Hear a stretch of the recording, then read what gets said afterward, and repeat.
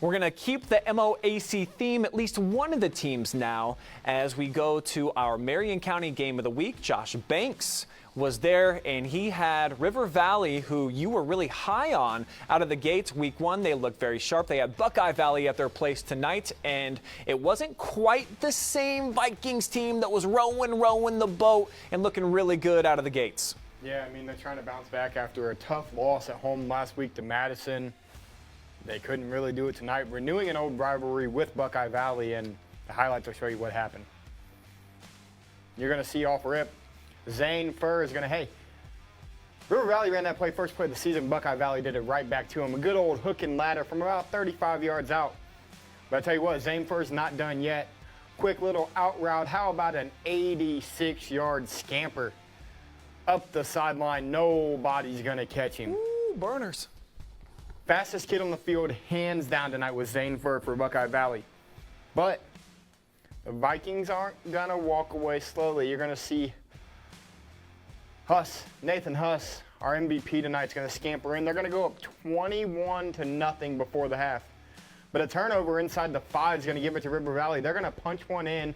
They'll get a 2-point conversion to make it 21-8 at half and some life. But a 48-yard sneak up the middle, untouched, for Nathan Huss would blow this game open, as that makes it 28-8. A field goal makes it 31-8, and it's just over. Here's a late game touchdown for Carter Myers. How about the season he's having? Over 200 yards receiving on the season, 10 catches, 4 of them being touchdowns. But this will be the seal, of the last touchdown of the night will come from Malachi Ross. And the Barons handle the Vikings 37-8, or 38-15. So they get Smith out. He hadn't played quarterback or any football since 8th grade, I'm told. They got Carter Myers as well. That connect is going well, but back-to-back losses. They lose 20-7 last week. They give up 38 points this week. Josh, what's missing right now for River Valley heading into MOAC play? Beating themselves with turnovers. They threw 3 interceptions last week, one of them being a pick 6, and I was told tonight that he actually threw 5 interceptions last week. 2 of them were called back. 2 of those were pick 6s, and he threw 5 interceptions again tonight. So 8 interceptions over 2 weeks. You're going to struggle to win games, and we talked about it on the air tonight. I talked with Mark.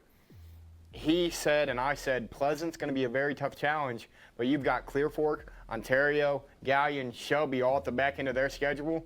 The MOAC is a very, very good conference this year, and I don't think any of us expected to be as good as it is. They're keeping it within Marion County the next 2 weeks, at home against the Spartans next week, and then they're going to travel over to Harding.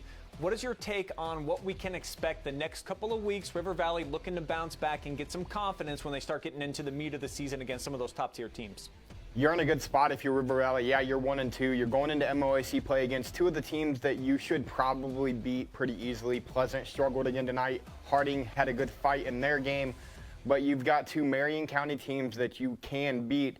You have to contain yourself. You have to restructure everything and bring the run game into it. The fourth quarter tonight, they ran for almost 100 yards in the fourth quarter alone. Allow your offensive line to take care of business, win up front, and let Chase throw the ball downfield. But you got to run it to open that up for him.